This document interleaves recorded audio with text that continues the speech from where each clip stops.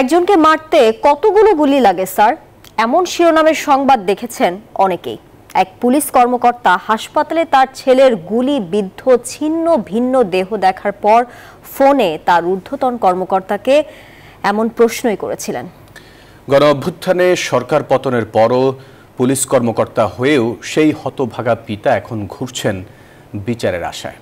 এখনো এই হত্যার ঘটনায় কোনো মামলা নেয়নি আদালত। বিস্তারিত জানাচ্ছেন মাসুদ আলা বনি। সময়টা 20 জুলাই, স্থান যাত্রাবাড়ির পূর্ব রসুলপুর। নিরস্ত্র একজন আন্দোলনকারীকে এভাবেই গুলিবিদ্ধ করে ডিবি পুলিশের একজন কনস্টেবল। সেদিন সকাল থেকেই শনির আখড়া দখলে রাখে ছাত্র জনতা।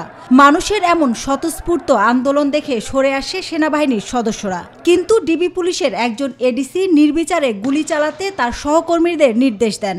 এরপর সড়ক থেকে গলিপথ সবখানেই পুলিশ নির্বিচারে গুলি করে হামলাও। বাদ যায়নি শিশুরাও। পুরো ঘটনা ধরা পড়ে নিউজ 24-এর ক্যামেরায়। ভিডিওতে দেখা যায় রক্তাক্ত একজন কিশোর একটি চায়ের দোকানের সামনে থেকে পালানোর চেষ্টা করছে, কিন্তু পায়ে গুলি লাগায় তিনি হাঁটতে না পারায় তার বন্ধু সাহায্যের জন্য এগিয়ে আসে। যদিও পুলিশের বাধায় তিনি ব্যর্থ হন, উল্টো খুব কাছ থেকে তাকে লক্ষ্য করে কয়েক রাউন্ড গুলি ছোড়ে পুলিশ। এক সাংবাদিক আহত কিশোরকে হাসপাতালে পাঠানোর চেষ্টা করলেও অনুমতি দেয়নি ডিবি পুলিশের কর্মকর্তা। সে সময় জীবিত ছিল ছেলেটা। স্বাদে ভরপুর প্রাণ চানাচুর। তার বাবা রাজধানীর রাজারবাগ পুলিশ লাইন্সের জ্যেষ্ঠ উপপরিদর্শক ময়নাল হোসেন ভূঁইয়া, আর শহীদ ইমাম হাসান ভূঁইয়া তাইম নারায়ণগঞ্জের সরকারি আদমজীনগর MW কলেজের দ্বাদশ শ্রেণীর শিক্ষার্থী ছিলেন। 27 বছর ধরে পুলিশে কর্মরত ময়নাল হোসেন ছেলের মৃত্যুর পর থেকে মানসিকভাবে বিপর্যস্ত হয়ে পড়েছেন। ছেলে হারানোর শোকে পাগল পায় স্ত্রী ও আরেক ছেলেও। তাই যাত্রাবাড়ি থেকে চলে এসেছেন সবুজবাগে ভাড়া বাসায়। তবে এখনো দেখানো হয় ভয়, করতে পারছেন না মামলাও।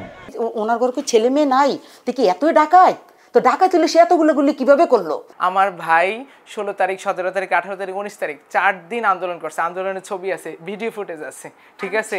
আমার মা সাথে বসেছিল। সো আমি সমন্বয়ক ভাইদেরকে তাদের কাছে সাহায্য প্রার্থনা করতেছি। আমরা পুলিশ পরিবারের হয়ে যদি আমরাই বিচার না পাই, তাহলে সাধারণ পাবলিক কোথায় যাবে, কার কাছে যাবে? আমি ওই CMM কোর্টের 19 নাম্বার জাস্টিসের আকুল আবেদন করতেছি, তিনি যেন মামলাটা এজাহারভুক্ত করে। তাইমের সেই বন্ধুকে পাওয়া যায় যাত্রাবাড়ির কাজলাতে। বললেন সেদিনের সেই ভয়াবহ অভিজ্ঞতার কথা। কারফিউ শিথিলের সময় 20 জুলাই তারা রাস্তায় নেমেছিলেন, তবে পুলিশ তাদের গুলি করে। বন্ধুকে বাঁচাতে না পারার আক্ষেপ এখনো তার কণ্ঠে।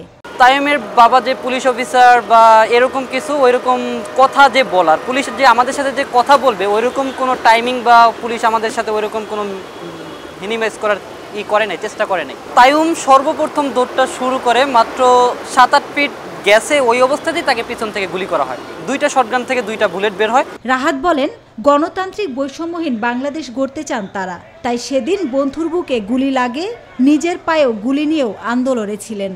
আমার সামনে যদি আমার ভাই থাকতো, ওই জায়গাটাতে আমি কি করতাম? তাকে ফেলে রেখে কি আমি চলে যেতাম? আমি তাকে পিছনের দিকে টেনে নিয়ে যাচ্ছিলাম। টেনে নিয়ে যেতে যেতে দেখলাম যে পুলিশ আবারও ফায়ার করতেছে। তাই ওই একটা ফায়ার এসে আমার পায়ে লাগে, পাটা ঝাঁঝরা হয়ে যায়। হসপিটালে থাকার কোনো সুযোগ হয় নাই, যেহেতু তাৎক্ষণিক চিকিৎসা করে বাসায় পাঠিয়ে দেওয়া হয়েছিল। তাই পুলিশের হ্যারাসমেন্ট ছিল, বাসা থেকে নিয়ে যাওয়ার চেষ্টাও করছিল। রাহাতের পা এখনও ঠিকঠাক সারেনি। অপারেশনের পর কিছুদিন গ্রামের বাড়িতে ছিলেন। পরিবারের বড় সন্তান, তাই এভাবেই ফিরতে হয়েছে কাজে। মাসুদ আলা বনি, নিউজ 24, ঢাকা।